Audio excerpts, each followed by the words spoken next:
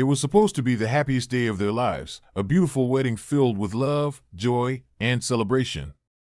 But in an instant, everything changed. Racist police officers stormed the event, shattering the atmosphere of happiness. Tensions escalated, and in a moment of chaos, the black groom was injured, leaving everyone in shock. The officers, drunk on their authority, thought they could act without consequence. But then, they realized someone was watching, someone who could turn their entire world upside down. Before we continue with this intense and emotional story, we want to hear from you. Tell us your name and where you're watching from in the comments. Your voice matters to us more than you know. Every comment, every like, and every share helps us grow our channel and spread awareness of important issues like this. You're not just viewers, you're part of a community that stands for justice and truth. Thank you for being here, and for everything you do to support us. The sun shone brightly over the picturesque garden, where rows of white chairs lined with delicate flowers awaited the guests. The air was filled with the hum of joyful conversations, the laughter of children playing, and the soft strains of music floating from a nearby quartet.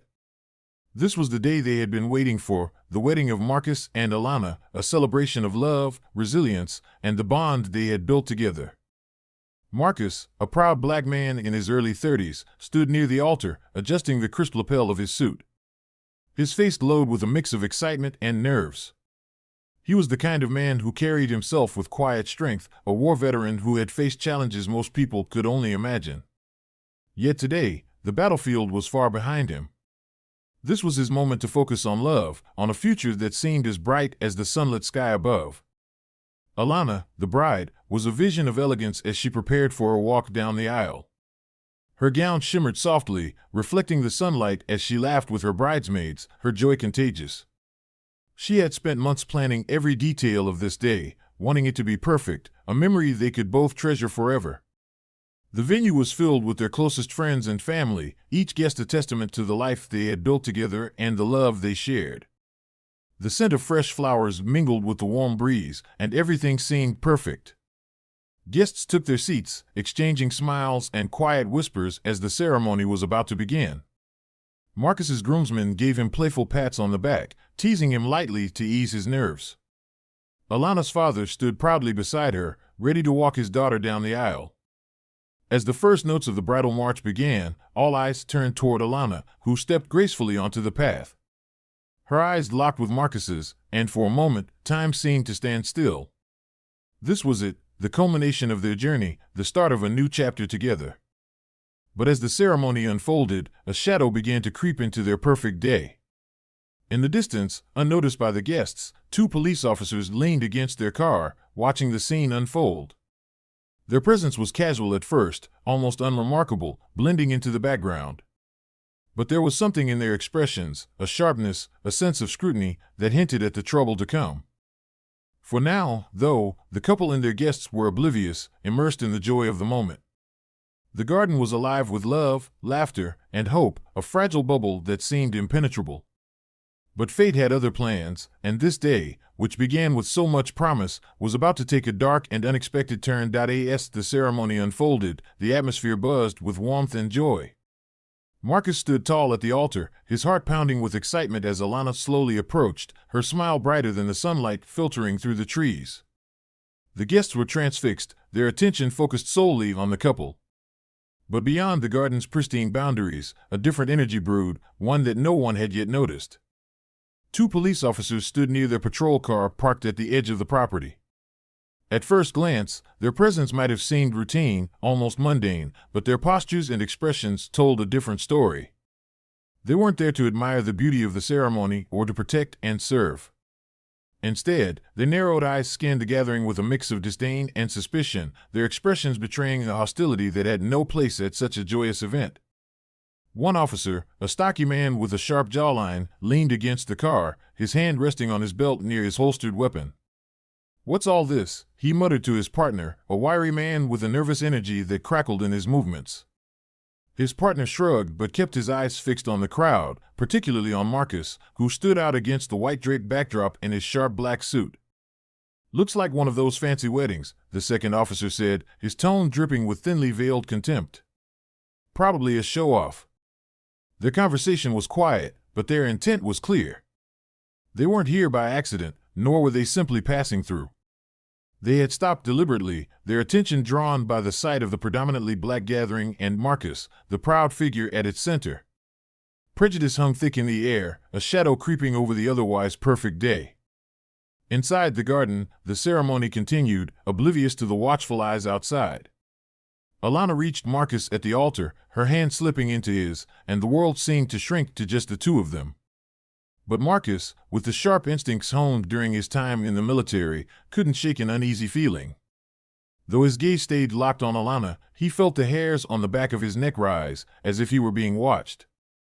The first shadow of trouble passed unnoticed by the guests, their laughter and applause masking the tension building just beyond the garden. But the officers lingered, their presence a silent harbinger of the chaos that was about to unfold. What had begun as a day of celebration was now on the verge of unraveling, the joy of the moment threatened by forces no one had anticipated. As the ceremony drew on, the two officers continued to watch from the edge of the property. Their postures stiffened, their casual demeanor slipping into something more pointed and deliberate. Every movement, every glance from the couple and their guests seemed to fuel the disdain etched on their faces. The stocky officer tilted his head toward Marcus, his lips curling into a smirk. "Look at him, standing there like he owns the place," he muttered, his tone low and filled with venom. His partner followed his gaze, his expression tightening as he focused on the groom. "Bet he's got something to hide," the wiry officer replied, his words laced with suspicion. "Guys like him always do." Their voices carried a thinly veiled racism, their judgments based on nothing more than the color of Marcus's skin and the pride with which he carried himself. They weren't seeing a man celebrating one of the happiest days of his life or a veteran who had served his country with honor. They saw a target, someone they felt justified in scrutinizing, even here, in this sacred moment. The stocky officer straightened, pulling out his radio and fiddling with it idly, though his attention never wavered from the scene before him. "This crowd," he said, gesturing toward the guests, "doesn't sit right with me. Something's bound to go down." The wiry officer nodded, his hand resting on his belt. "Yeah. Looks like trouble waiting to happen." Their words, though quiet, were charged with prejudice, each one stripping away the humanity of the people they observed. They didn't see the love, the laughter, or the sense of community that had drawn everyone together. Instead, they saw an opportunity to exert control, to assert their authority in a place where it wasn't needed. Inside the garden, Marcus laughed softly at something Alana whispered, his nerves from earlier fading into the background. He had no idea that just beyond the gates, two men watched him not with admiration or respect, but with unfounded suspicion and simmering hostility. The officers' prejudice began to manifest more openly as they stepped closer, their presence no longer subtle. A few of the guests nearest the garden's edge noticed the officers approach and exchanged uneasy glances. One of the groomsmen, a close friend of Marcus, frowned and whispered to another, "What are they doing here? This isn't their business." The officers didn't care about the unease they were causing. To them, the presence of this joyful, predominantly black gathering was enough justification for their actions. Their prejudice had blinded them to the reality of the situation, that they were intruding on a day meant to celebrate love and unity. But their actions were only beginning. The tension they brought would soon boil over, transforming this beautiful day into a scene of chaos and heartbreak. The officers, emboldened by their own prejudices, stepped further onto the property, their heavy boots crunching against the gravel path. Their presence, though still unnoticed by most of the guests, carried a weight that disturbed the delicate atmosphere of the wedding.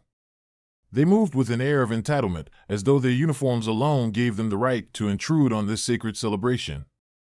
Marcus's groomsman, the first to notice them fully entering the garden, stiffened and whispered to another guest, "What are they doing here? There's no reason for this." His words carried a note of concern, and his eyes flicked toward Marcus, who remained focused on Alana, blissfully unaware of the brewing storm. The stocky officer stopped just inside the garden's boundary, surveying the crowd with a look that was more invasive than protective. His wiry partner followed, his hand still resting on his belt as his eyes darted between the guests. To them, this was not a wedding, it was a gathering they had deemed suspicious simply because of who was in attendance. "Looks like quite the party," the stocky officer muttered, his tone dripping with mockery. He smirked as he made eye contact with a few guests who had turned to notice their arrival. The discomfort among the attendees began to ripple outward, subtle at first, but growing as whispers spread through the crowd. One of Alana's bridesmaids exchanged a nervous glance with the maid of honor. "Why are they here?" "Did someone call them?" she whispered, her voice tinged with unease. The wiry officer stepped closer to the main aisle, his boots kicking up dust as he moved. "Maybe we should check things out," he said, loud enough for nearby guests to hear. His words weren't a question, they were a declaration of intent, a signal that they intended to assert themselves regardless of the circumstances. Finally, Marcus caught the shift in the crowd's mood. His eyes flicked toward the commotion at the edge of the garden, and his brow furrowed. The joy that had lit up his face moments ago dimmed slightly as he saw the officers standing there, their postures stiff and their expressions unreadable. "What's going on?" Alana whispered, noticing Marcus's distraction. "I don't know," Marcus replied softly, his voice calm but edged with concern. "I'll handle it." Before Marcus could take a step, the stocky officer's voice cut through the gathering. "Is this your wedding?" he asked, his tone sharp and accusatory as he directed his gaze squarely at Marcus. All eyes turned toward the couple. The moment that had been filled with love and joy just minutes ago was now charged with tension. The officers, uninvited and unwelcome, had turned their beautiful day into a scene of unease and suspicion. What had started as a celebration was now teetering on the edge of something far darker. Chapter 5, Cruel Words. The stocky officer's voice echoed through the garden, cutting through the music and joyful chatter like a blade. "Is this your wedding?" he repeated, his tone sharp and filled with contempt. The question wasn't an inquiry, it was an accusation, one laced with hostility that made everyone freeze. Marcus stepped forward, his expression calm but firm. "Yes, it is," he said, his voice steady. "Can I help you, officers?" The wiry officer scoffed, crossing his arms as he surveyed Marcus from head to toe, his gaze dripping with judgment. "Big day, huh?" he said mockingly. "You sure you're in the right place for something like this?" Marcus frowned, his jaw tightening. He knew exactly what the officer was implying, but he refused to let it rattle him. "This is a private event," Marcus replied, his voice firm. "Unless there's an issue, I'd appreciate it if you'd leave us to celebrate." "Celebrate," the stocky officer said with a sneer, his eyes narrowing. "That's a lot of people here. You sure everything's legal?" The words hung in the air, heavy with insinuation.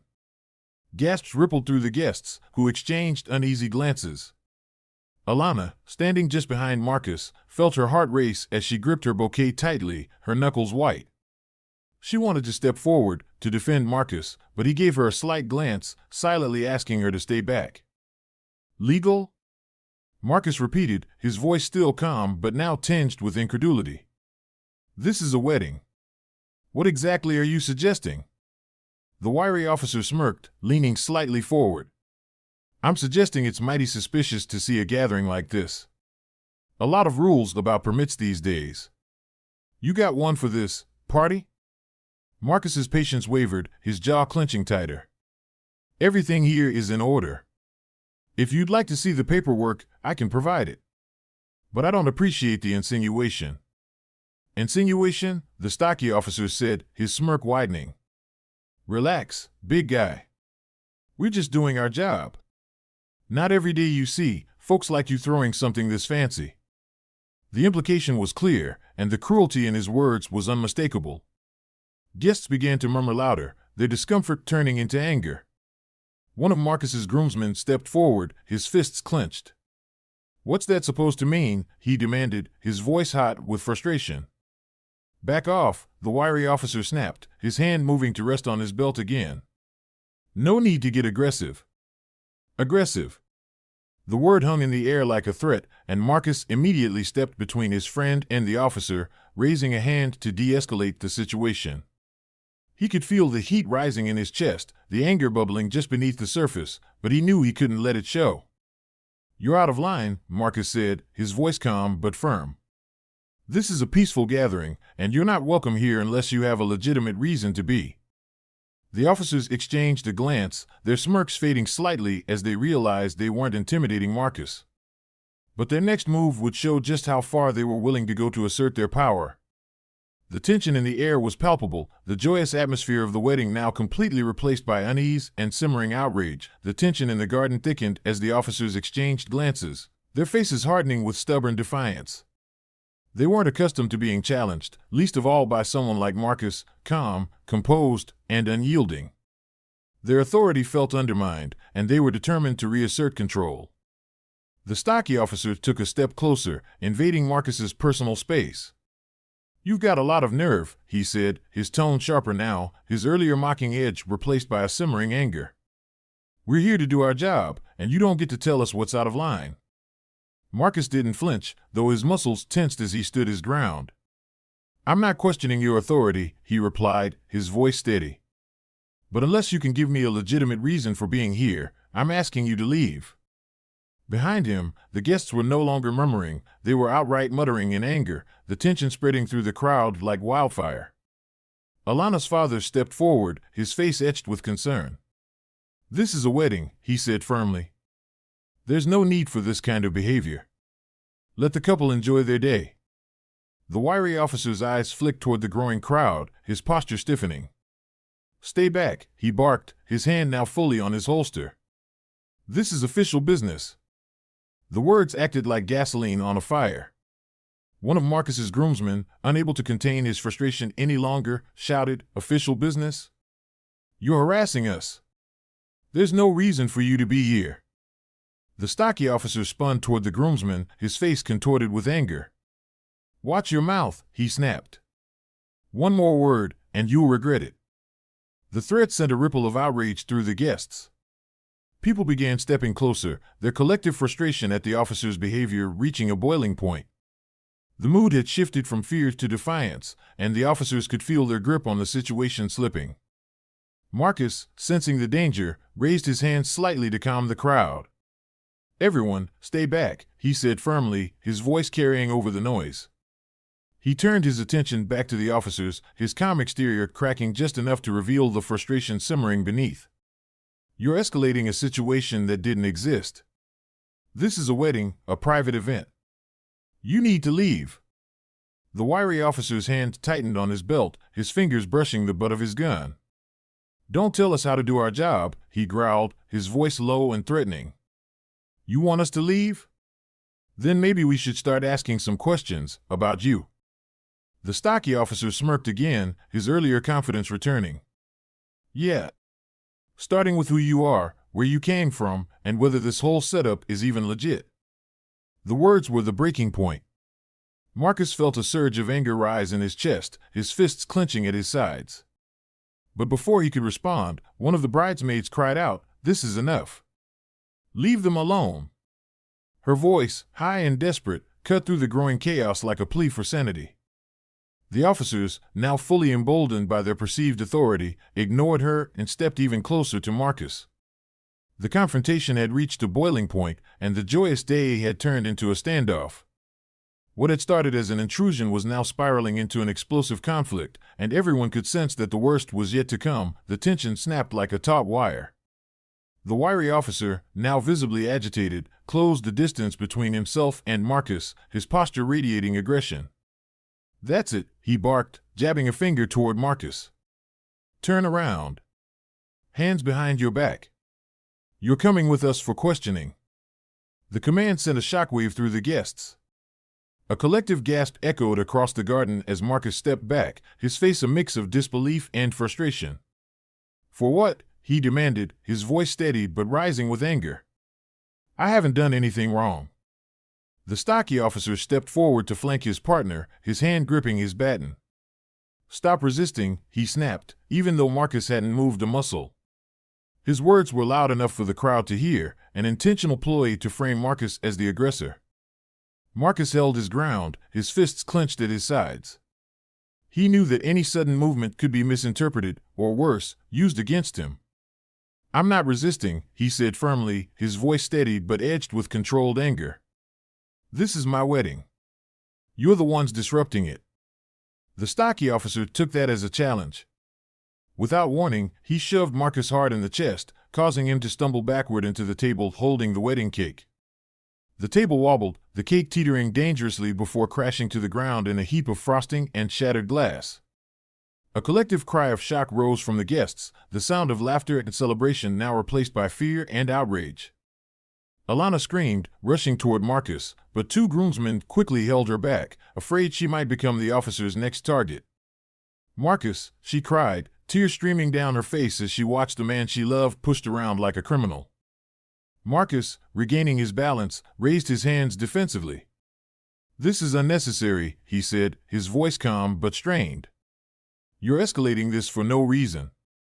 The wiry officer didn't hesitate. He grabbed Marcus's arm roughly, twisting it behind his back. "Stay still," he barked, as though Marcus had been fighting him.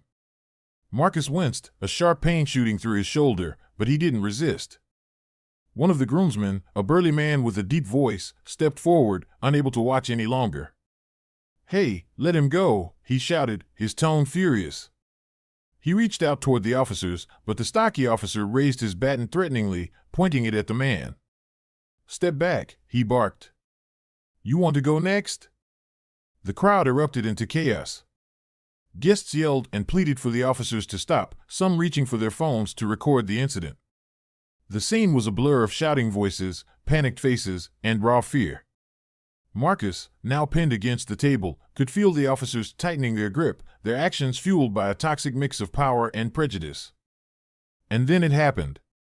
The stocky officer, perhaps feeling the mounting pressure from the crowd, lashed out. He struck Marcus across the side with his baton, sending him crumpling to the ground in pain. Alana screamed, tore through the air as she broke free from her bridesmaid's grasp and ran to his side, dropping to her knees beside him. "You've gone too far," a voice shouted from the crowd, loud and furious. Phones were raised high, capturing every brutal second. The officers froze for a split second, their faces flashing with uncertainty as they realized the gravity of what they had just done. But it was too late. The joyous wedding had turned into a nightmare, and the officers had crossed a line that could not be undone. The crowd's anger, once tempered by fear, began to shift into something far stronger, a demand for justice. The garden erupted into chaos as Marcus hit the ground, clutching his side where the baton had struck him. His face twisted in pain, but his eyes stayed locked on Alana, who had dropped to her knees beside him, tears streaming down her face. "Marcus! Are you okay?" she cried, her trembling hands hovering over him, afraid to touch him for fear of making it worse. "I'm fine," Marcus groaned, though his voice was tight with pain. He tried to push himself up, but the wiry officer was already on him, pressing him back down with unnecessary force. "Stay down," the officer barked, his voice sharp and unrelenting. The stocky officer hovered nearby, his baton still in hand, his face flushed with adrenaline and anger. Alana's scream pierced the air. "Stop it! You're hurting him," she shouted, her voice raw with desperation. She reached out to shield Marcus, but the stocky officer raised his hand, pointing a finger at her threateningly. "Back off, lady, or you're next." The groomsmen and guests surged forward in protest, their anger boiling over. "This is enough," one shouted. Another held up their phone, the red recording light flashing. "We've got it all on video. You're going to regret this." The officers hesitated, their aggression momentarily faltering as the reality of the situation began to sink in. The crowd, once a silent witness to their abuse of power, was now a sea of angry, determined faces, phones raised high to capture every second of the unfolding tragedy. In the confusion, the stocky officer stepped back, his eyes scanning the crowd nervously. The wiry officer, however, remained focused on Marcus. "You're under arrest," he said, his voice shaking slightly as he reached for his handcuffs. But his hands trembled as he realized just how many cameras were pointed at him. "Arrest? For what?" Marcus said through gritted teeth, wincing as he tried to shift away from the officer's weight. "For standing at my own wedding?" Before the officer could respond, a new wave of gasps rippled through the crowd. Blood was beginning to seep through Marcus's white shirt, a dark stain spreading over his side. Alana noticed it at the same time as everyone else, her hands flying to her mouth in horror. "You hurt him. He's bleeding," she screamed. The crowd's outrage turned into an uproar. "You've gone too far," someone shouted. "Call an ambulance," another yelled. Several guests tried to push past the officers to reach Marcus, but the stocky officer waved his baton threateningly, forcing them back. Alana's father stepped forward, his voice booming over the noise. "Get away from him," he demanded. "You've done enough damage. You're not laying another hand on my son-in-law." The officers, now visibly rattled, exchanged uneasy glances. The crowd had turned against them completely, their phones recording every movement, every word. Panic began to flicker in their eyes as they realized the gravity of the situation. Their actions had escalated far beyond their control, and now the evidence was inescapable. Marcus, his breathing labored, looked up at Alana. "I'm okay," he whispered, though the pain in his voice betrayed him. She shook her head, her tears falling onto his bloodstained shirt. "No, you're not," she said, her voice breaking. "But I won't let them hurt you anymore." In that moment, the focus of the garden shifted. The crowd was no longer just angry, they were united. Their collective voice, their outrage, and their determination to hold the officers accountable had become a force too powerful to ignore. The officers, surrounded and overwhelmed, began to feel the first cracks in their confidence. And they knew, deep down, that they had made a grave mistake. Alana knelt beside Marcus, her hands trembling as she pressed against the growing stain of blood on his side. Her once beautiful white gown was now streaked with dirt and smeared with red as she tried desperately to stop the bleeding. Tears streamed down her face, unchecked, falling onto Marcus's shirt as she choked out his name over and over. "Marcus, please, stay with me," she whispered, her voice cracking under the weight of her fear. Her cries were soft at first, but as the reality of the situation sank in, her anguish erupted into sobs that filled the garden. The joyous, glowing bride from just moments ago was gone, replaced by a woman consumed by despair and desperation. Her tears weren't just for Marcus's injury, but for the injustice of it all, the senseless cruelty that had turned their wedding day into a nightmare. "You did this," she screamed at the officers, her voice hoarse with fury. "You came here and ruined everything. You hurt him. How could you?" Her sobs shook her body as she clung to Marcus, shielding him from further harm with her own trembling form. The stocky officer flinched at her words, his expression faltering for the first time. The wiry officer shifted uneasily, his eyes darting between the enraged crowd and the bleeding man on the ground. They had come to assert power, but now they were faced with the undeniable pain they had caused, and it hung over them like a storm cloud. The guests rallied around Alana, their voices rising in her defense. "Look at what you've done," one shouted, pointing at Marcus's bloodied form. "This was their wedding day, and you destroyed it." Another guest added, "You call yourselves protectors? You're nothing but bullies." Alana's bridesmaids knelt beside her, trying to steady her as her cries grew louder. "Alana, we'll call for help," one of them said, frantically dialing her phone. But Alana barely seemed to hear them, her focus entirely on Marcus. "Stay with me, Marcus," she pleaded, her voice breaking as her tears soaked his shirt. "Don't you dare leave me. Not today. Not like this." Her cries turned into wails, the kind of raw, guttural sound that made everyone in the garden feel the full weight of her pain. Marcus reached up weakly, his hand brushing against her tear-streaked cheek.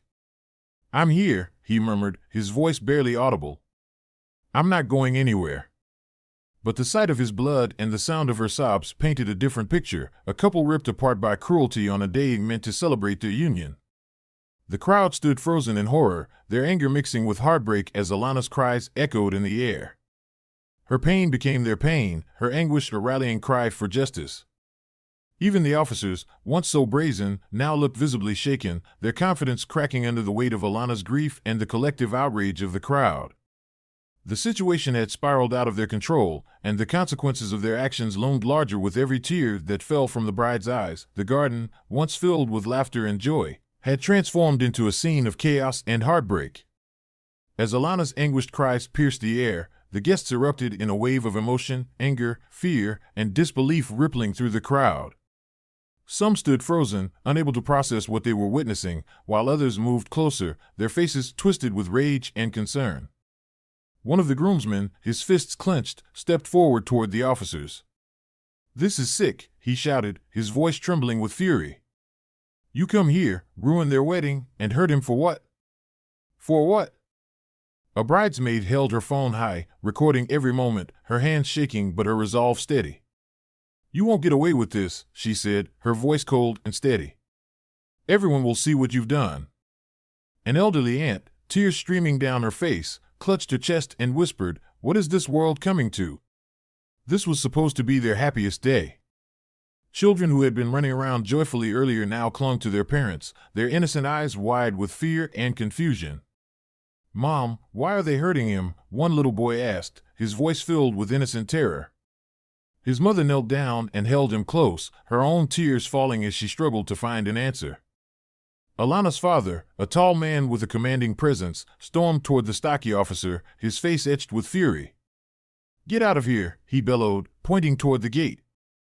"You've done enough damage. You're nothing but cowards hiding behind badges." The stocky officer, visibly rattled, stepped back, his grip on his baton tightening as the wiry officer looked around nervously. The crowd was closing in, their outrage building into a tangible force. Some guests raised their phones, capturing every second, while others shouted demands for the officers to leave or face the consequences. "Call an ambulance," a woman in the crowd yelled, her voice panicked. "He's bleeding, and they're just standing there." Another guest, a man in his 40s, moved closer to Marcus and Alana, his arms outstretched to shield them from the officers.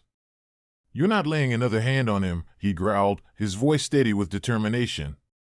The officers exchanged uneasy glances, their confidence faltering as they realized the crowd was no longer just watching, they were united in their anger and ready to act.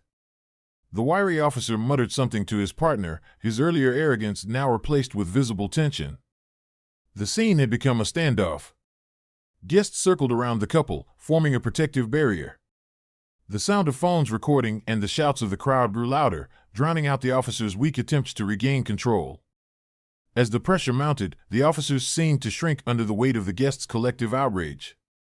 The people who had come to celebrate love and unity had now become a force of resistance, their shared anger and sorrow uniting them in a demand for accountability. And in their eyes, the officers saw the reflection of their own guilt, their cruelty laid bare for all to witness. The chaos in the garden escalated as the officers, cornered and desperate, resorted to tactics that crossed every line of decency and legality. The stocky officer, his face flushed with anger and panic, barked out orders to the crowd. "Everyone, back up. This is a police matter," he shouted, brandishing his baton threateningly. But his words fell flat against the wall of defiance from the guests. "This is harassment," a voice yelled from the crowd. "You're way out of line." Ignoring the mounting protests, the wiry officer leaned down toward Marcus, who was still clutching his side in pain.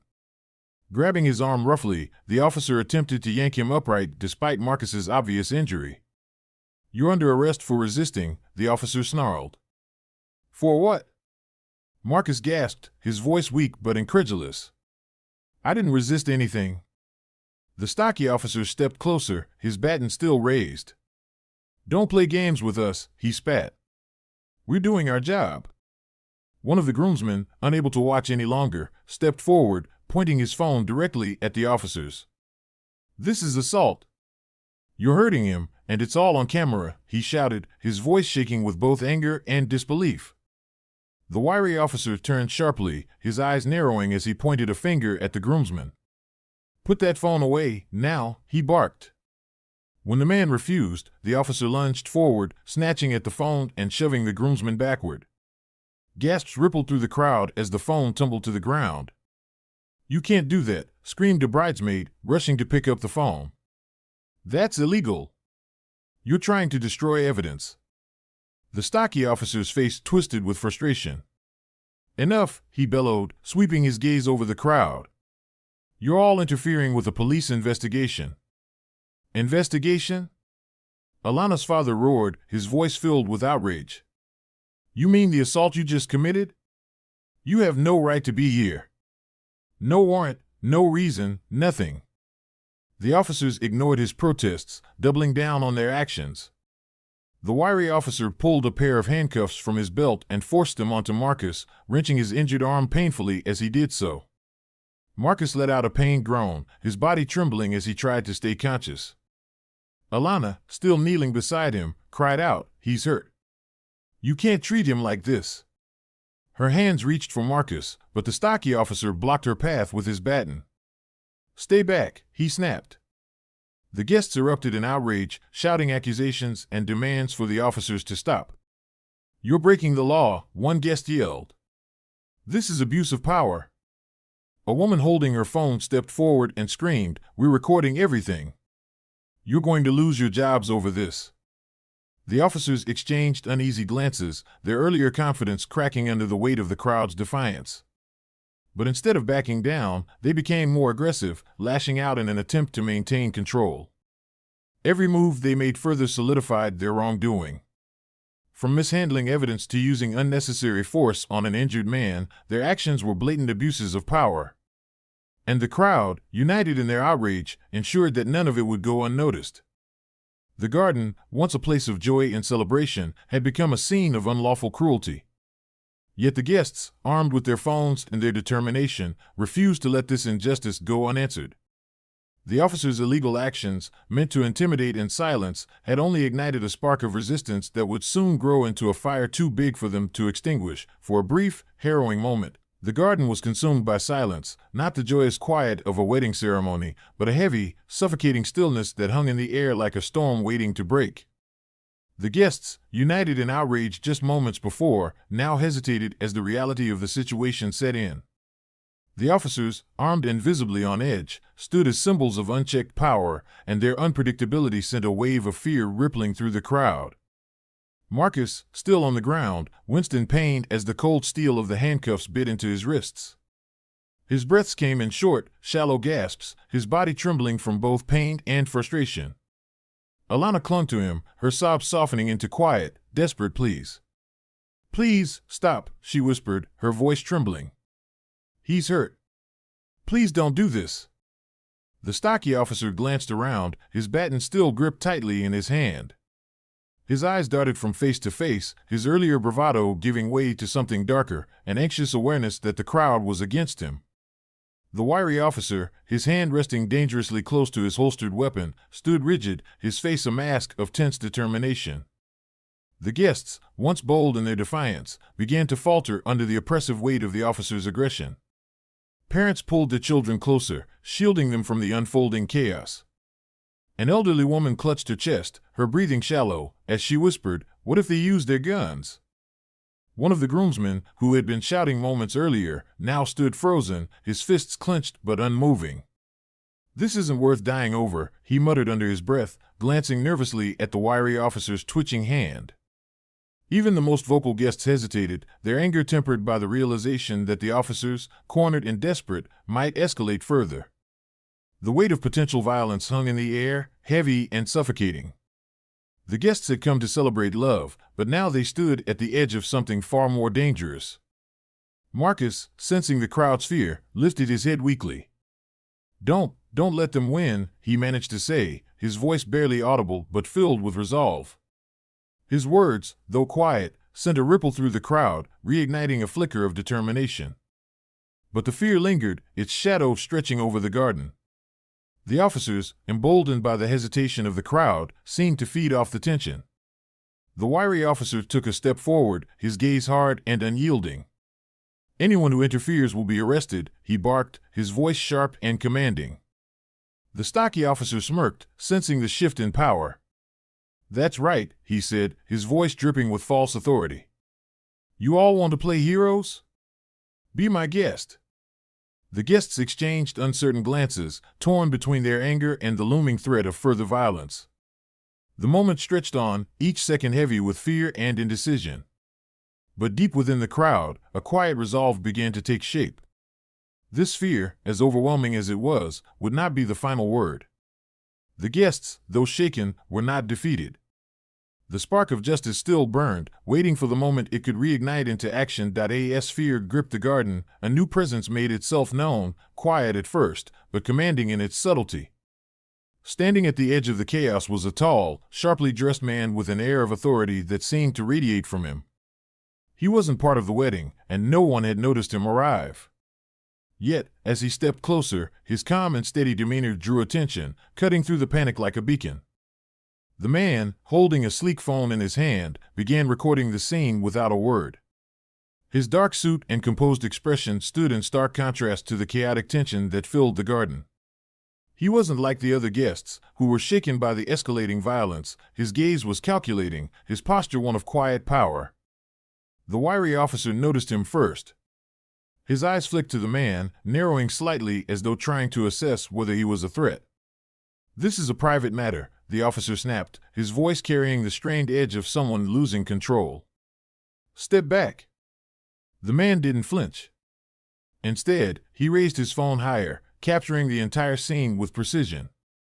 "I'd suggest you choose your next actions very carefully," he said, his voice calm but firm, cutting through the tension like a knife.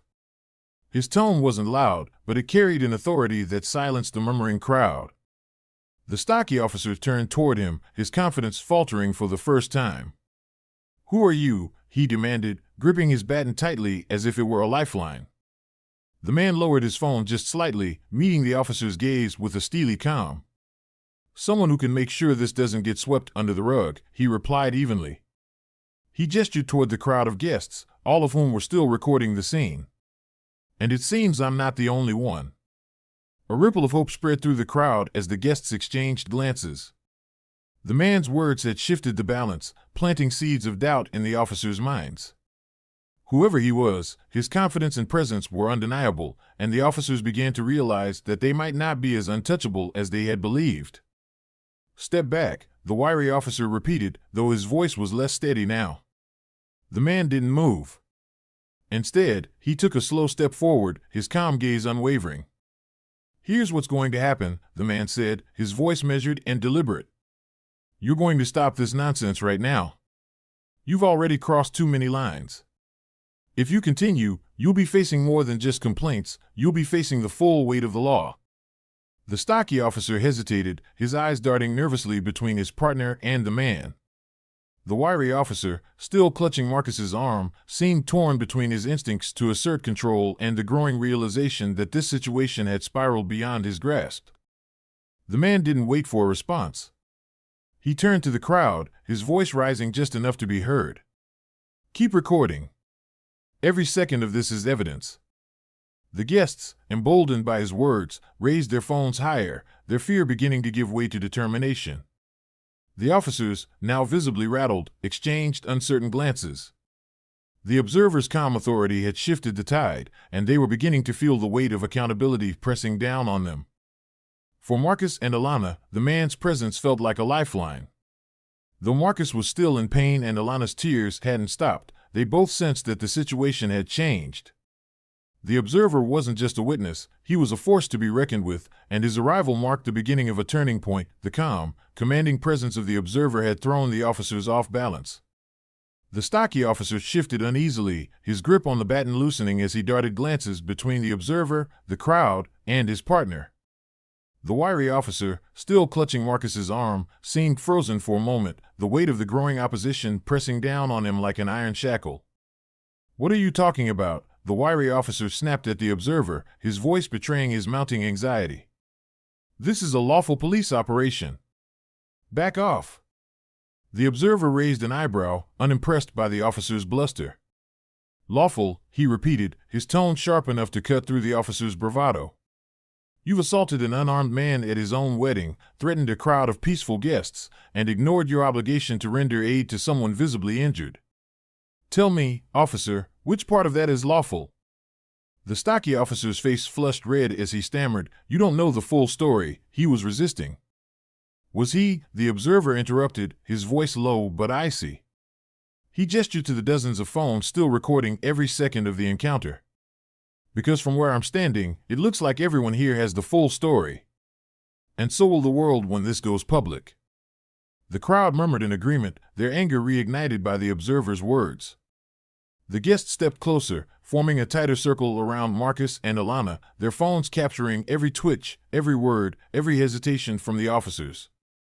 The wiry officer's hand hovered near his holster, but he hesitated. His instincts screamed at him to take control, to assert his authority, but the reality of the situation had changed. He was outnumbered, outrecorded, and, for the first time, visibly outmatched. "We should go," the stocky officer muttered under his breath to his partner, his voice barely audible over the rising noise of the crowd. His earlier arrogance was gone, replaced by a nervous energy that made his movements jittery. "This is getting out of hand." The wiry officer shot him a glare, his jaw clenched. "We can't just walk away," he hissed, though his words lacked conviction. He looked at Marcus, then at the crowd, his grip on control slipping with every passing second. The observer stepped closer, his calm gaze locking onto the wiry officer. "You're not in control anymore," he said, his voice steady and piercing. "The only thing you can control now is how much worse this gets for you. I suggest you make the right choice before it's too late." The stocky officer glanced at the crowd, their phones still raised, and his confidence crumbled. The weight of the cameras, the voices, and the growing certainty of accountability was too much to bear. He stepped back, his baton falling to his side. "This is insane," he muttered, his voice shaking. "We didn't mean for it to go this far." The wiry officer, now visibly sweating, released his grip on Marcus, his hand trembling as he backed away. The authority they had clung to so tightly was slipping through their fingers, replaced by the undeniable reality of their actions. For the first time, fear flickered in their eyes, not the fear of the crowd, but the fear of the consequences that loomed like a storm on the horizon. Their panic was palpable, and the crowd sensed it, their collective outrage transforming into a force the officers could no longer ignore. The once dominant aggressors were now cornered, their panic written in every movement. And as the observer continued to record, his steady presence a stark contrast to their unraveling composure, the officers realized they had crossed a line they couldn't retreat from. As the officers floundered in their futile attempt to regain control, a clear, steady voice emerged from the crowd, "We're calling the police." The words hung in the air like a declaration of war, snapping the tension into a sharper focus. The stocky officer's face turned pale, and his wiry partner stiffened, his hand instinctively moving to his belt. "You don't need to do that," the wiry officer said quickly, his voice tight with barely concealed panic. "We are the police." "Then act like it," shouted one of the groomsmen, holding his phone aloft as he stepped closer. "What you've done here is criminal, and you're going to answer for it." A bridesmaid, phone pressed to her ear, was already speaking to the 911 operator. "Yes, we need assistance," she said, her voice shaking but firm. "There are 2 officers here who've assaulted a man at his wedding, and we need someone to come and handle this." "Yes, they're armed." "Please hurry." The stocky officer raised a hand toward her. "Hang up that phone," he barked, his voice cracking. His earlier bravado was completely gone, replaced by an almost frantic desperation. She didn't flinch.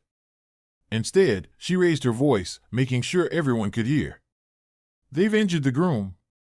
He's bleeding, and they've threatened everyone here. We need help now." The crowd roared in approval, their voices a wave of support for the bridesmaid's courage.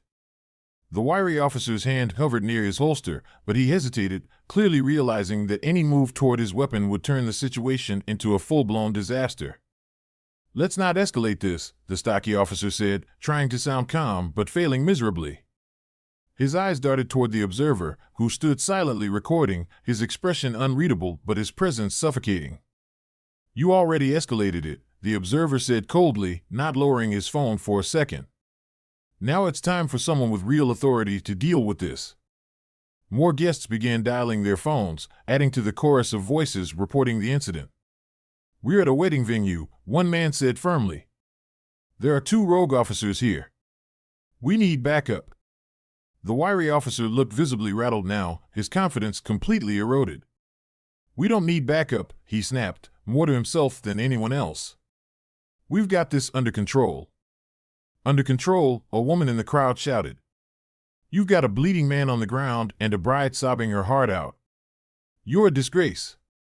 The stocky officer wiped a bead of sweat from his brow, his composure crumbling. "This is ridiculous," he muttered under his breath. He turned to his partner, his voice low but frantic. "They're turning this into something bigger than it needs to be. We have to." "It already is bigger," his partner interrupted, his voice shaky. He glanced at the crowd, now armed with phones and an unyielding resolve. "We're done." For Marcus and Alana, the calls to the police were a glimmer of hope amid the chaos. Though Marcus's pain was still overwhelming, and Alana's tears hadn't stopped, they felt a shift in the air. The guests were no longer just witnesses, they were defenders, demanding justice and refusing to let the officers' actions go unanswered. And as the sirens began to wail in the distance, growing louder with every passing second, the officers' panic deepened, their once dominant authority now reduced to a trembling shadow of fear. The sound of sirens broke through the tense air like a clarion call, growing louder with every second. The guests, who had been standing in solidarity around Marcus and Alana, turned toward the garden's entrance as flashing red and blue lights illuminated the scene.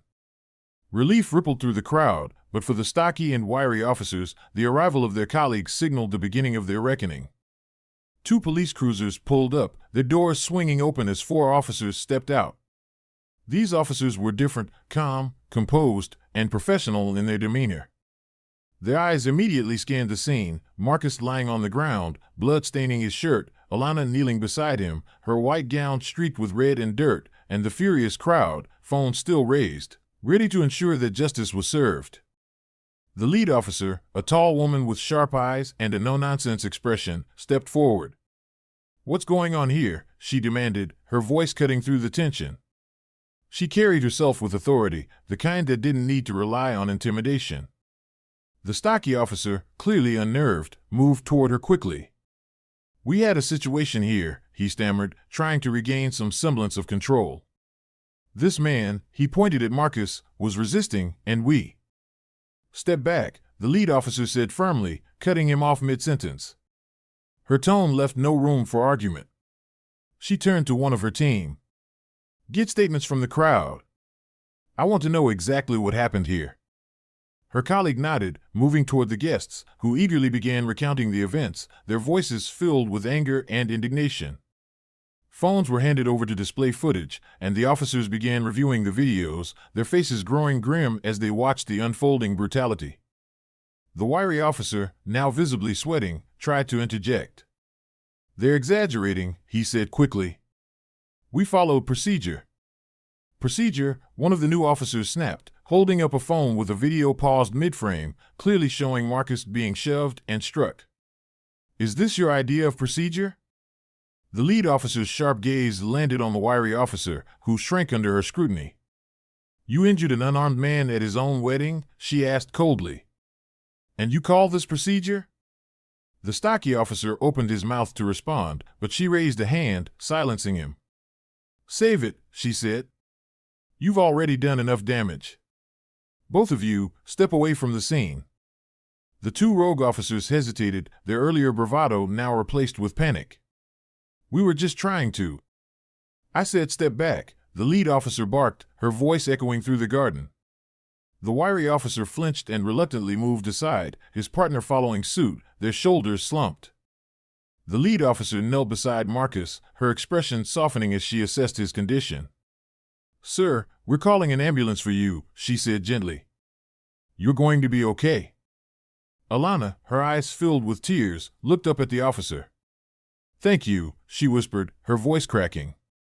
"They wouldn't stop. They just wouldn't stop." The officer placed a reassuring hand on her shoulder. "We're here now," she said firmly. "And we're going to make this right." The crowd watched in silence, a mixture of relief and anger etched on their faces. The arrival of the independent officers had shifted the power dynamic entirely. What had once been a scene of unchecked abuse was now under the scrutiny of professionals who were determined to restore order and accountability. As the rogue officers stood to the side, their faces pale and their eyes downcast, it became clear that their actions would not be swept under the rug.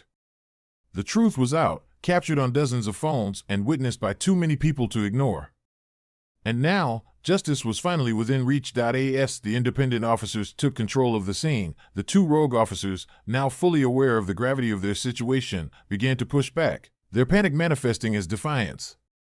The stocky officer, still gripping his baton tightly, stepped forward, his face twisted with frustration. "This is outrageous," he growled, his voice rising.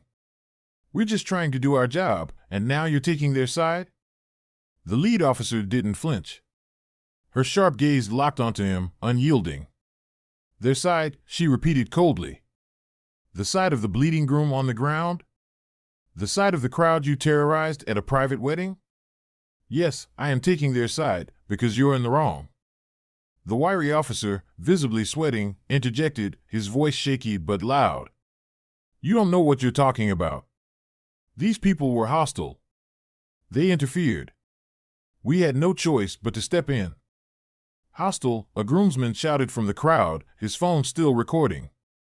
"We were peaceful until you attacked him." The lead officer raised her hand to silence the crowd, her authority calming the growing noise. She turned back to the wiry officer, her voice low and cutting. "You mean the hostile guests who are recording everything? The same ones who called us here to clean up your mess?" The wiry officer's jaw tightened, his eyes darting toward the stocky officer, who looked equally cornered. But instead of stepping back, they doubled down. "We were following protocol," the stocky officer insisted, his voice growing louder. "That man was resisting. This whole thing is being blown out of proportion." One of the independent officers, a man reviewing video footage from a guest's phone, scoffed audibly. "Resisting? The video shows you hitting him before he even moved." "That's a lie," the wiry officer snapped, his face red with desperation. "Those videos don't show the whole picture. They're edited." The crowd erupted in anger at the accusation, their voices a chorus of defiance. "Edited," shouted one woman. "You're just scared because you got caught." The lead officer held up her hand again, silencing the crowd. Her patience was wearing thin. She stepped closer to the rogue officers, her voice icy. "Enough. You've already violated your oath by using excessive force. Now you're lying to cover it up? Do you understand how much worse you're making this for yourselves?" The stocky officer, clearly panicking, took a step back, but the wiry officer stood his ground. "This isn't right," he barked, his voice cracking. "You're turning against your own." "We're not turning against anyone," the lead officer shot back. "We're holding you accountable. That's what law enforcement is supposed to do." The wiry officer's hand moved toward his holster, but before he could act, two of the independent officers stepped forward, their stances firm. "Don't," one of them said, his voice calm but laced with warning. "You're already in deep enough. Don't make it worse." The stocky officer grabbed his partner's arm, his face pale. "Let it go," he muttered, his earlier defiance crumbling. "It's over." The wiry officer froze, his hand hovering near his weapon before he slowly stepped back, his shoulders slumping in defeat. The fight had drained out of them, their resistance reduced to nothing under the weight of evidence, witnesses, and their own guilt. The crowd watched in tense silence as the independent officers moved in, securing the rogue officers' weapons and placing them under temporary detainment. The once dominant aggressors were now powerless, their resistance futile in the face of overwhelming accountability. For Marcus and Alana, this moment marked a turning point. Though the pain and damage couldn't be undone, justice had begun its slow but inevitable march forward. The officers who had ruined their day would no longer walk away unscathed, and the community's unity had ensured that their actions would not be forgotten. As the chaotic scene began to settle, the sharp wail of an approaching ambulance pierced through the murmurs of the crowd. The flashing red and white lights reflected off the garden's decorations, a grim reminder of how far this day had spiraled from its joyous beginning. The lead officer, now fully in control of the situation, stepped aside as paramedics rushed onto the scene. They carried a stretcher between them, their faces calm but focused as they assessed Marcus, who was still lying on the ground, his blood-soaked shirt sticking to his skin. "He's losing a lot of blood," one paramedic said, kneeling beside him. "We need to stabilize him before transport." Alana, who had been cradling Marcus's head in her lap, sobbed harder as she watched them work. Her once pristine wedding dress was stained with blood, dirt, and tears, and her hands shook as she reluctantly let go of him. "Please, help him," she whispered, her voice cracking. "He's in so much pain." One of the paramedics placed a reassuring hand on her shoulder. "We'll take good care of him," she said gently. "He's in good hands." Marcus, his face pale but his gaze steady, turned his head slightly toward Alana. "I'm okay," he murmured weakly, his voice barely above a whisper. "Don't cry." But his words only made her cry harder. "You're not okay," she said, her tears falling freely. "You're hurt, and it's all their fault." As the paramedics worked quickly to stabilize him, the guests watched in tense silence, their earlier anger giving way to concern. Alana's father stepped forward, his face a mask of fury and grief. "You'll pay for this," he said to the rogue officers, his voice low and deadly. "Every bit of this will be on your heads." The rogue officers didn't respond. They stood off to the side, their earlier defiance completely gone, their heads bowed as if trying to shrink under the weight of their guilt. The lead officer watched them closely, her expression a mixture of disgust and disappointment. The paramedics carefully lifted Marcus onto the stretcher, strapping him in securely before wheeling him toward the waiting ambulance. Alana tried to follow, but one of her bridesmaids gently held her back. "They'll take care of him, Alana," she said softly, her own voice trembling. "You need to breathe." "No," Alana cried, shaking her head. "I need to be with him. I have to." The paramedics paused, glancing at each other before one of them spoke. "She can ride with us," the paramedic said. "But you'll need to stay calm, ma'am." Alana nodded quickly, wiping at her tears with trembling hands.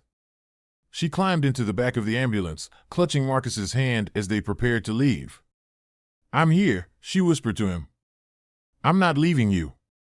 The ambulance doors shut with a heavy clang, and the vehicle pulled away, its sirens cutting through the air as it sped toward the hospital.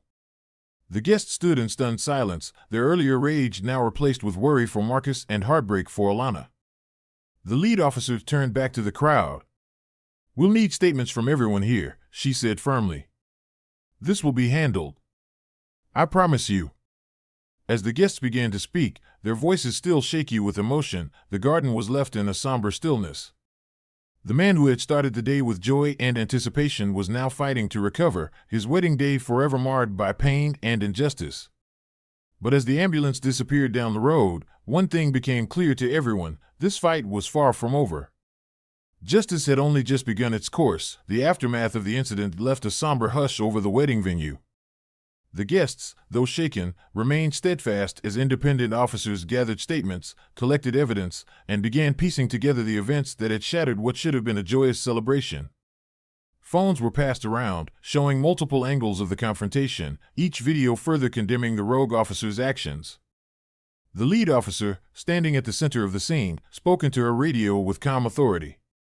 "We need an internal affairs team at the station ASAP," she said. "There's been a serious breach of conduct here. Ensure the chain of evidence is secure." The rogue officers stood to the side, their expressions ranging from sullen to defiant. One of them, the wiry officer, made a weak attempt at defense. "This is being blown out of proportion," he muttered to no one in particular. "We were doing our job." The lead officer turned to him sharply, her eyes narrowing. "Your job," she snapped. "Your job was to protect and serve, not to assault an unarmed man at his own wedding. Every single action you took here today will be scrutinized, and I suggest you prepare yourself for the consequences." The stocky officer, his face pale and sweaty, looked like he wanted to protest but thought better of it. He shifted uncomfortably as two internal affairs officers arrived on the scene, their faces impassive as they began reviewing the collected evidence. Guests huddled together, offering comfort to one another while quietly giving statements to the police.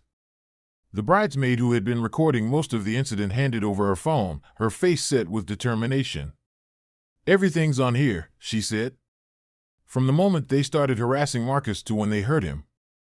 You can't let this slide."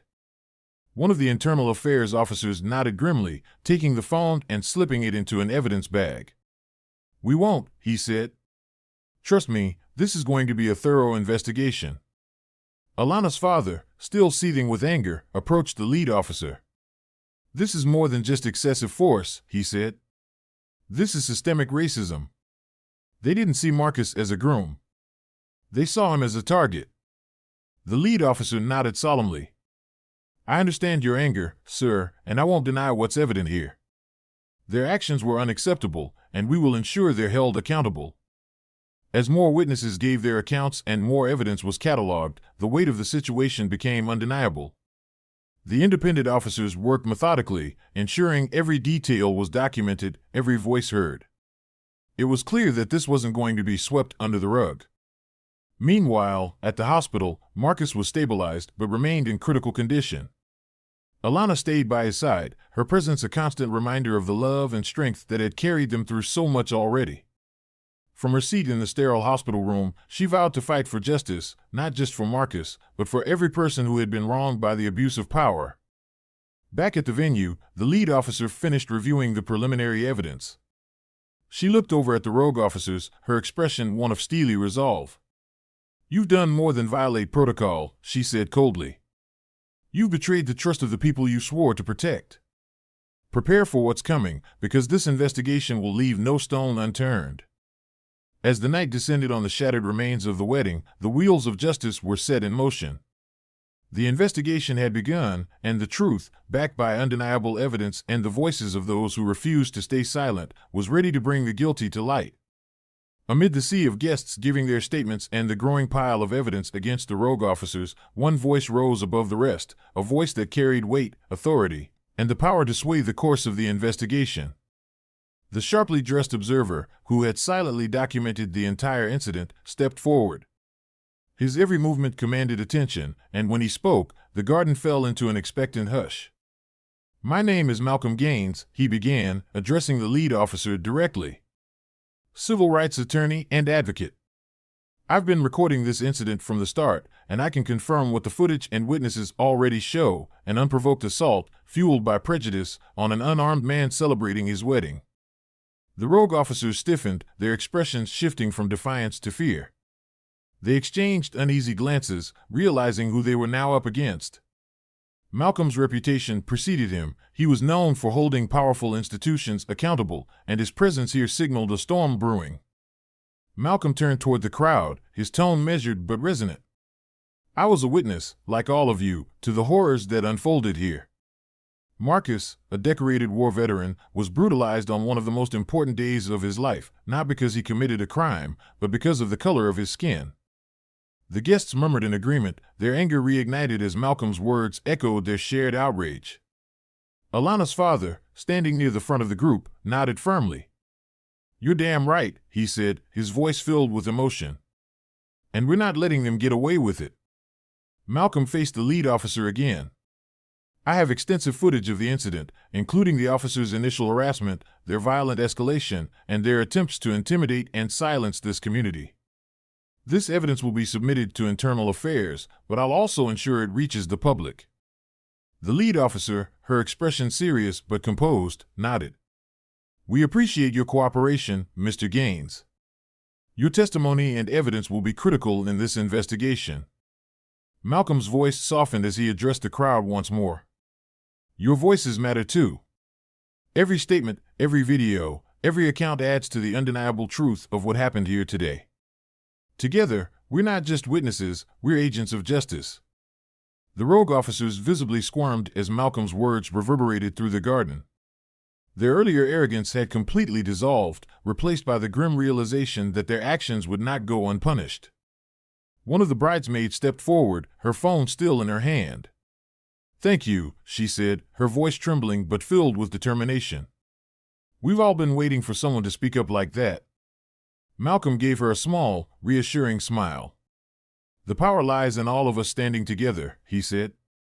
"And with the truth on our side, justice isn't just possible, it's inevitable." As Malcolm handed over his footage to Internal Affairs, the atmosphere in the garden shifted. The guests, once shaken and fearful, now stood taller, their unity strengthened by his words.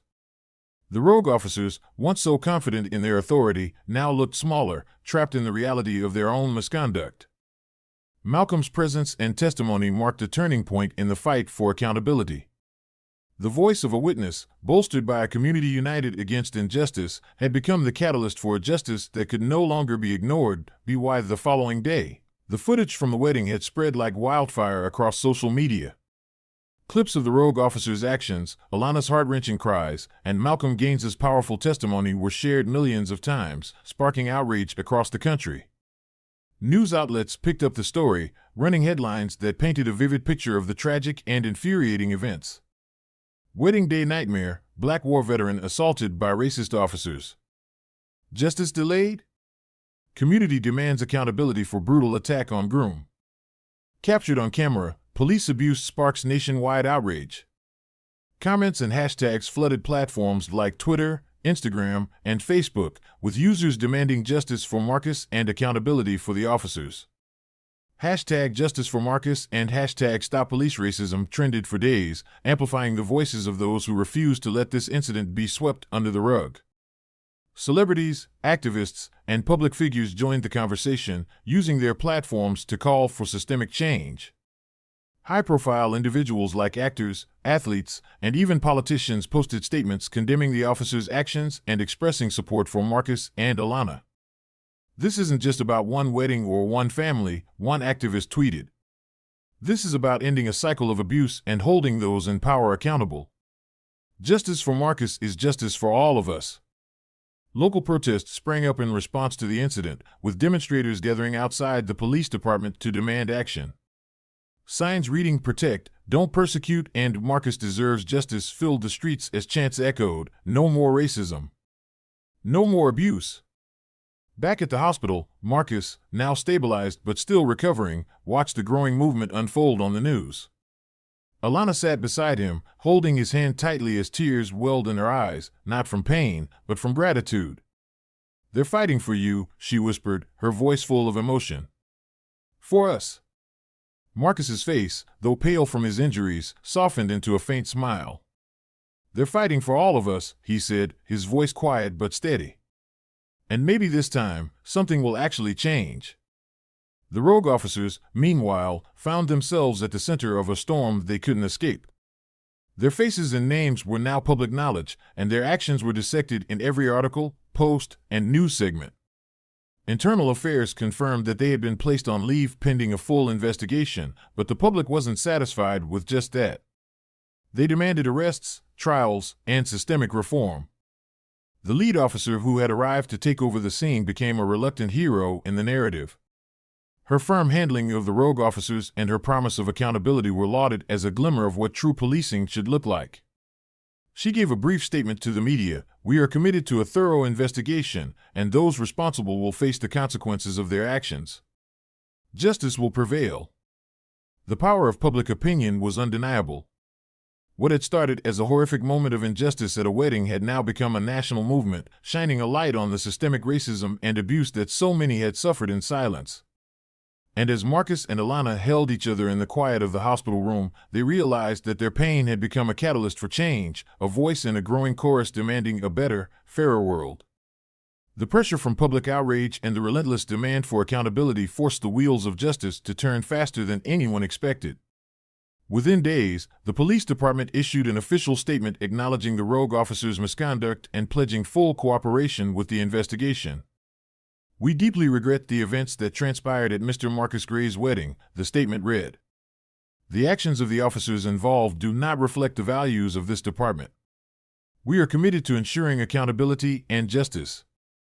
This apology, while significant, was just the beginning. Internal Affairs concluded their preliminary investigation, and the evidence was damning: multiple videos, eyewitness testimonies, and Malcolm Gaines's legal expertise had created an airtight case against the rogue officers. As a result, both officers were placed under formal suspension, stripped of their badges and weapons. But the real breakthrough came when the district attorney announced criminal charges against them. The wiry officer faced charges of aggravated assault, abuse of power, and obstruction of justice. The stocky officer, who had used excessive force and threatened the crowd, was charged with assault and intimidation. The announcement sparked a wave of cautious optimism among Marcus and Alana's supporters. While the couple remained in the hospital, Marcus recovering from his injuries and Alana staying by his side, the news brought a glimmer of hope to their otherwise harrowing ordeal.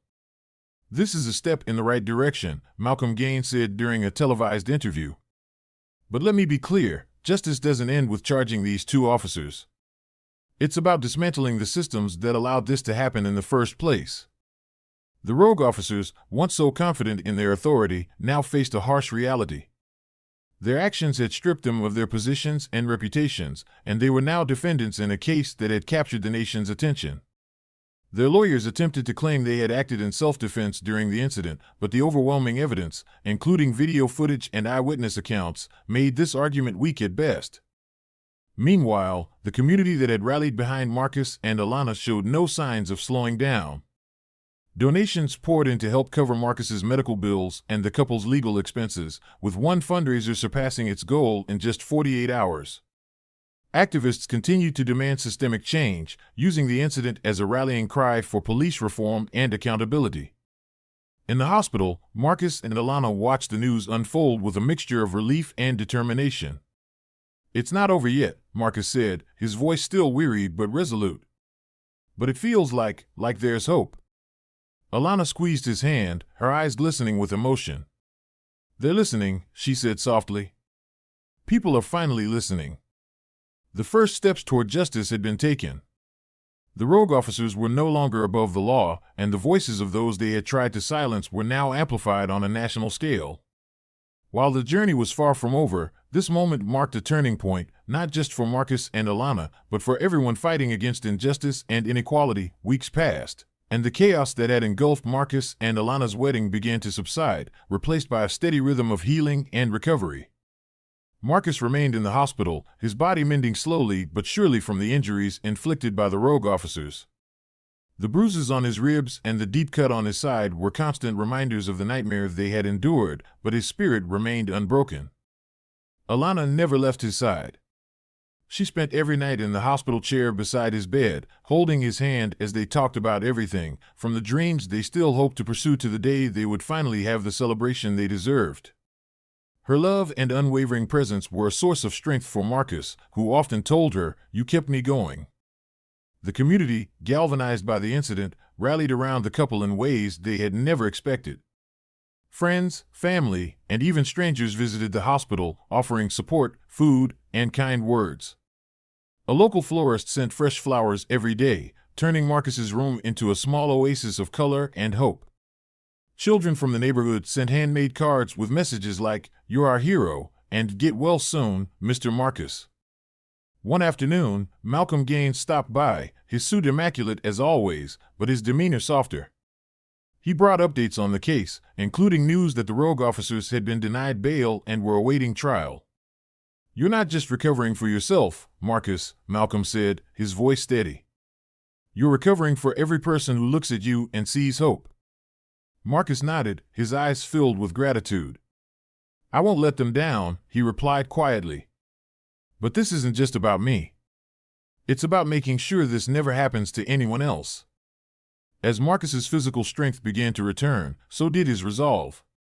With Alana's encouragement, he started walking again, taking slow but determined steps around the hospital corridors. Each step was a victory, a reminder that he was more than the pain he had endured. The staff at the hospital cheered him on, their admiration for his courage evident in their smiles and kind words. Meanwhile, Alana began planning for the future they had envisioned before their wedding day was so cruelly interrupted. She met with their friends and family to discuss how they could create a new celebration, a chance to reclaim the joy that had been stolen from them. One evening, as the sun set and bathed Marcus's room in warm light, Alana leaned over and kissed his forehead. "We're going to make new memories," she said, her voice filled with quiet determination. "And this time, nothing will ruin them." Marcus smiled, his hand tightening around hers. "I can't wait," he said softly. "This time, it'll be perfect." Though the scars, both physical and emotional, would take time to fade, Marcus's recovery was a testament to his resilience and the power of love and community. Each day brought him closer to the life he and Alana had dreamed of, and each step forward was a victory against the injustice they had faced. Together, they were stronger than ever, ready to turn their pain into a legacy of hope and change. Months later, the long-awaited trial of the rogue officers began. The courtroom was packed with people from all walks of life, activists, community leaders, friends, and supporters of Marcus and Alana. The case had captured national attention, symbolizing the fight against systemic racism and the abuse of power. Marcus, now fully recovered but carrying the emotional scars of the incident, sat beside Alana in the front row. He wore a sharp suit, his posture dignified and resolute. Alana held his hand tightly, her presence a steady source of strength as they prepared to face the men who had shattered their wedding day. The prosecution presented a compelling case, backed by overwhelming evidence. The videos captured by guests, Malcolm Gaines's testimony, and the accounts of dozens of witnesses painted a damning picture of the officers' actions. Each frame of the footage showed their aggression, their blatant disregard for Marcus's rights, and their attempts to intimidate the crowd. The lead prosecutor, a skilled and passionate advocate, addressed the jury. "This case is not just about Marcus Gray," she said firmly. "It's about every person who has ever been victimized by those who abuse their authority. It's about ensuring that justice is not just a word, but an action." The defense, representing the rogue officers, attempted to shift blame and justify their actions, claiming they had acted in self-defense. But their arguments faltered under the weight of the evidence.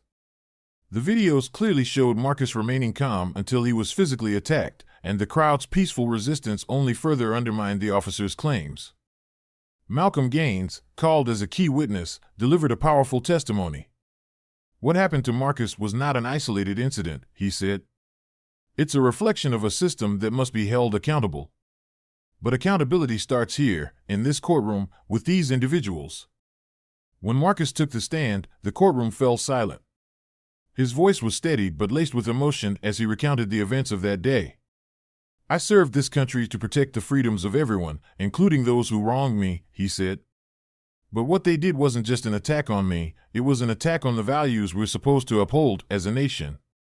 No one should have to go through what my wife and I endured." The jury deliberated for hours, and when they returned, the verdict was clear: guilty on all charges. The rogue officers were convicted of aggravated assault, abuse of power, and obstruction of justice.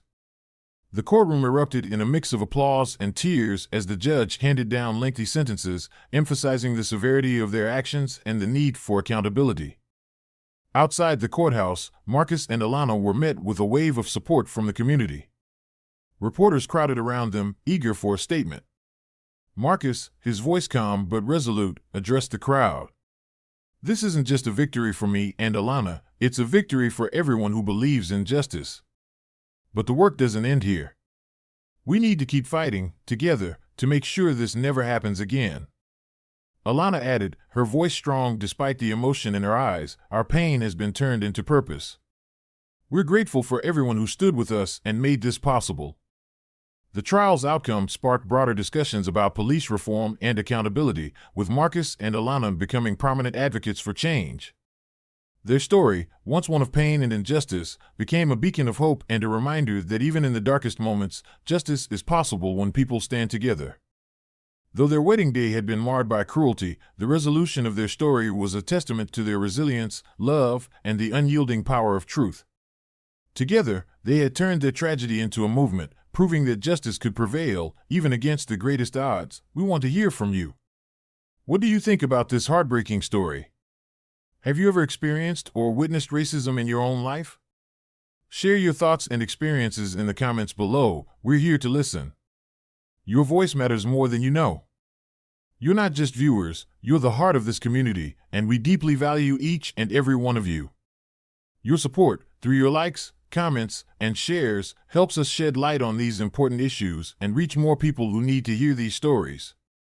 Thank you for being a part of this journey with us. If you haven't already, don't forget to subscribe and hit the like button. It helps us grow and continue making content that matters. We hope you have a wonderful day, and remember, you're amazing, and we appreciate you so much.